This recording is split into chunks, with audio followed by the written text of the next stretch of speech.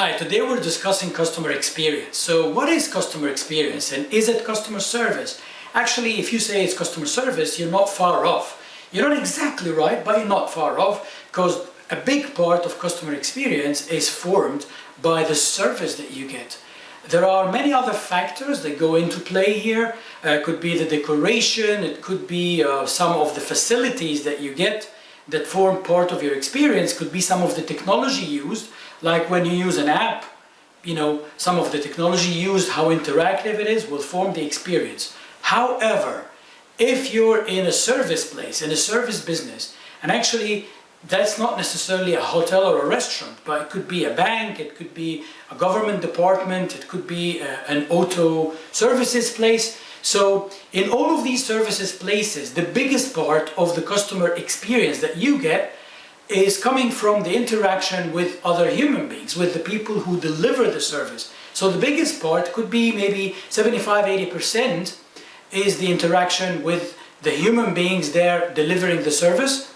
And this is the biggest, let's say, the biggest part of how you'll feel whether you got a good service or not, whether you got a good experience or not, if you're going to recommend that business to somebody else, or if you're never going back.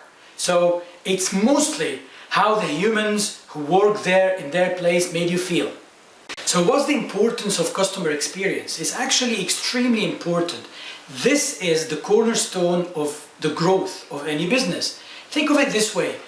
If you deliver a great customer experience, what happens, or what tends to happen in 100% of the time, when people are happy, they go and tell their family, friends, they tell everybody. And then they will come back again, they will tell more people to come back and use your business, and they will probably spend a little bit more every time because they're happy. You make them happy, you make them want to do business with you. And hopefully we're not going to talk about the other way.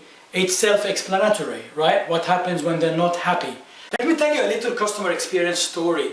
A friend of mine, while we're having coffee and discussing December and the holidays and so on, she was telling me that her company, and it's a large corporation that does lots and lots of events. They also have customers coming for meetings, partners coming, and they used to use one specific restaurant which is close to their headquarters in Vancouver, and they've used that place for about maybe 3 to 4 years now, right?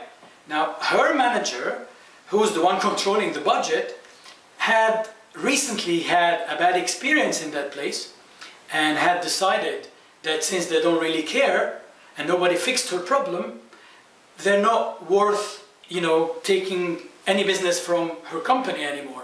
And I don't blame her. This happens all the time. Because if you don't make it easy for your customers to give you feedback, and it's not just about feedback, it's not about me venting off as a customer, but it's about what are you going to do to fix it and how fast you will respond.